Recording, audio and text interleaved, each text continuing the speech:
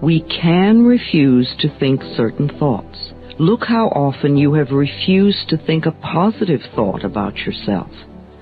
Well, you can also refuse to think a negative thought about yourself, too. It seems to me that everyone on this planet that I know or have worked with is suffering from self-hatred and guilt to one degree or another. The more self-hatred and guilt we have, the less our life works. We find we have an inability to speak up for ourselves, and we are always trying to please others. Or we may be angry and explosive all the time. That your past is important because it has brought you to where you are.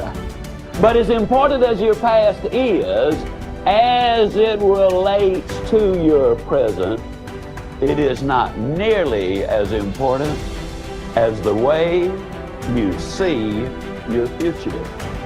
You see, ladies and gentlemen, the way you see your future determines your thinking today. Your thinking today determines your performance today, and your performance today determines your future. Thoughts lead to the manifestation of things and events. Thoughts create conditions. Thoughts create things and conditions. They cannot just magically manifest themselves. Thought comes first. Thoughts create our state of existence and the quality of our experience here on earth, ultimately. If you create a problem about every little fluctuation that happens, then you become a failure in your life. If you were a wave surfer, you've seen people surfing on the waves. What is his dream? He would like to have a tsunami. The dream in a surfer's mind is a tsunami, 100-foot tall wave, riding it. That would be the dream. If you know how to ride it, even the tsunami is a wonderful thing. No one knows enough to be a pessimist about anything. And that each and every one of us, when we close our mind to what is possible for us or what is possible for humanity, closes off the genius that resides and lives in each and every one of us. Having an open mind doesn't necessarily mean finding fault with all of the things that you've been taught by others.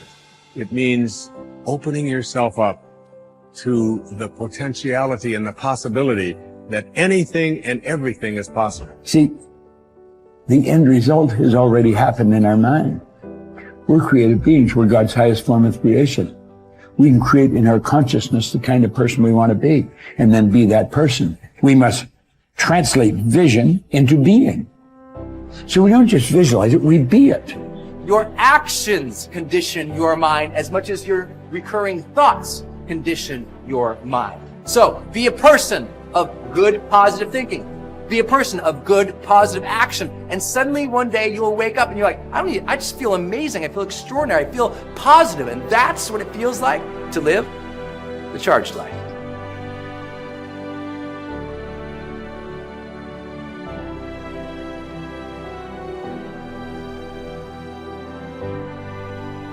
The seat of the will is the conscious and the subconscious mind. That's where the will lives. It lives in the heart. Your heart is your subconscious mind, and your subconscious mind is the seat of control for your life. Then you got two minds, in case you don't know. You got a conscious mind and a subconscious mind. Sub means below. So you got a mind that is always conscious, but then you got a mind beneath that that is not always conscious, but it's deeper and more important than your conscious mind. And your conscious mind feeds your subconscious mind information. And the more your conscious mind hears something, it feeds it to the subconscious mind. That is why repetition is dangerous.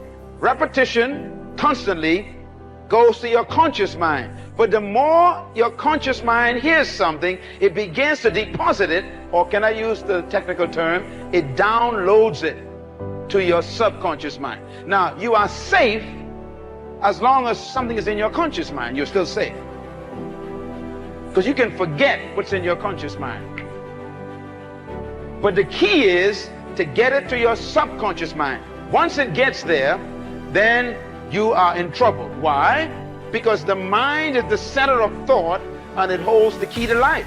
Now when I use the word mind, another statement to write down, as a man thinketh, so is he. We all know that. But please quote it properly. As a man thinketh where? In his heart. There are two thinkings. There's a think and there's a heart think. Now the word heart here is a Hebrew word referring to the subconscious mind. That's the one below.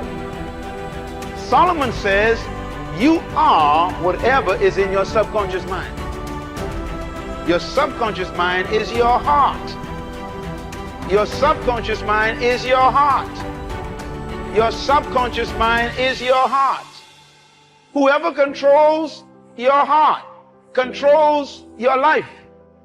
Whoever can get enough information into your subconscious mind will control you. Because as a man thinketh in his heart, that's the man. So if you want to control the man, all you've got to do is control his heart. And how do you control his heart?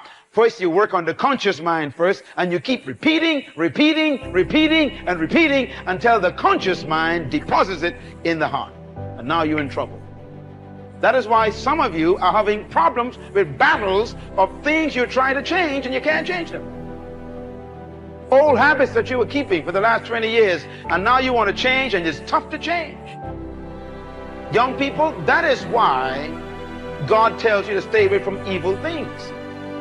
If you keep watching pornography, you keep reading dirty books, you keep listening to bad stories or dirty jokes, and if you keep listening, now the first time you see it, it doesn't bother you. But if you keep seeing it, it becomes downloaded.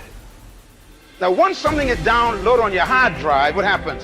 Even when you are not conscious of it, it is still running. And all you got to do is press the right button and you see all the pictures in color. That's why the Bible says, take heed what you hear. Why? If you don't control what comes into your conscious mind, it'll soon become a part of your subconscious mind and it's in your heart. And the Bible says, out of the heart, what? The mouth really speaks. It's out of the heart comes what? The issues of life. And Jesus said, from whence comes murders and lust and adultery? He says they are coming from the heart. Everybody say the mind.